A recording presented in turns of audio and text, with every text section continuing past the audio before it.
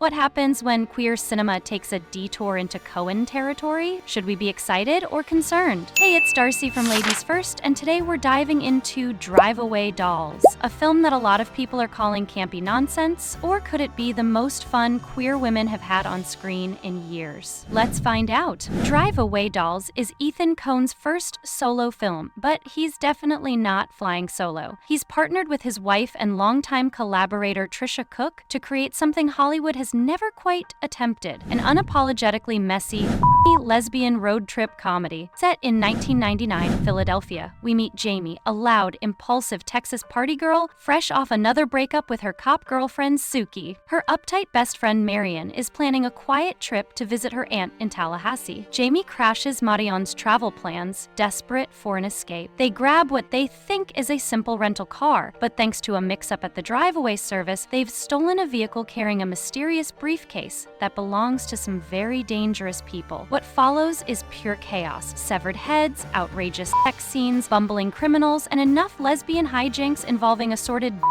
and a crooked conservative senator to make even seasoned Coen Brothers fans do a double take. It's wildly ridiculous, and that's exactly the point. But here's what makes this film fascinating. It's actually been decades in the making, and the real story behind it is almost as compelling as what's on screen. Ethan and Tricia first met in 1989 on a movie set in New Orleans. They became best friends for years before anything romantic happened. Tricia had come out in college and identified as a lesbian, which was completely new territory for Ethan, who jokes that he came from Minneapolis, where there are no lesbians. At some point, Tricia realized something profound. Ethan was simply the person she wanted to spend all her time with. So they figured out how to make that work, marrying in 1993 while maintaining an open relationship. As Tricia puts it, she felt like losing her lesbian identity, so they changed their marriage to make it work. This isn't just biographical trivia, it's the key to understanding Drive Away Dolls. Their partnership represents something genuinely rare in cinema: a straight man and a lesbian woman collaborating as equals to tell queer stories. It's unconventional, just like their marriage and just like their movie. It's crucial to understand that Tricia Cooke didn't just co-write this film. She was the primary creative force behind the camera. Due to Directors Guild rules, she's only credited as co-writer and editor, but she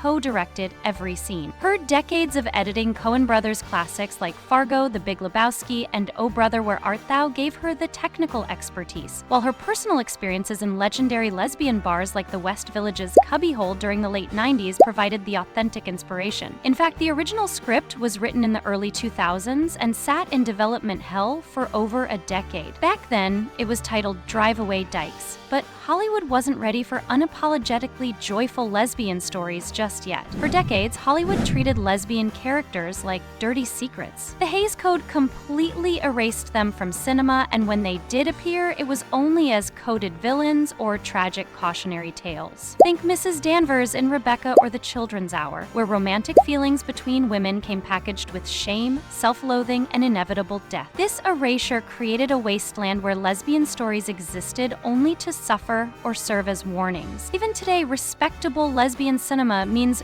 period dramas about forbidden love ending in tragedy. This makes Drive Away Dolls' trashy, joyful approach feel revolutionary, but also controversial. When Drive Away Dolls hit theaters, something unexpected happened. Audiences split right down the middle in ways that revealed deep tensions about representation itself. Part of the queer audience felt genuinely celebrated. As one critic put it, the film is hilarious, raunchy, and the fun, queer, campy film that we needed. These viewers loved hearing characters unapologetically use words like lesbian and dyke. They cheered seeing queer women in something absolutely ridiculous instead of another tragic period piece. One reviewer called it the best film either Coen has made in over a decade, praising how it transfuses a queer fluidity into its filmmaking. But the criticism was equally passionate. Some viewers felt deeply uncomfortable with what they saw as reducing lesbian characters to shallow stereotypes. One uptight. The constant focus on sex toys felt particularly alienating to many, with questions about why a lesbian story needed to center phallic imagery. The harshest criticism came from viewers who saw this movie as a straight man's fetishization of lesbians. One reviewer expressed the core concern: is the presumably hetero Ethan Coen really the appropriate director for this material? Despite Cooke's involvement in her authentic lesbian experiences, they argued the movie felt made for straight audiences rather rather than actual queer women. Even some generally positive reviews carried reservations. One IMDb user noted, "This movie is not for everyone. In fact, there are a lot of possible turnoffs. It's basically a whole lot of sex jokes condensed in a movie." This split reveals something crucial. Authenticity isn't just about who's behind the camera. It's about whether the stories genuinely serve the communities they represent. The audience divide became even clearer when you look at how different viewers interpreted the same elements. Where some saw authentic lesbian culture, others saw performative queerbaiting. Where some celebrated the raunchy humor, others felt objectified. One Rotten Tomatoes user defended the film, writing,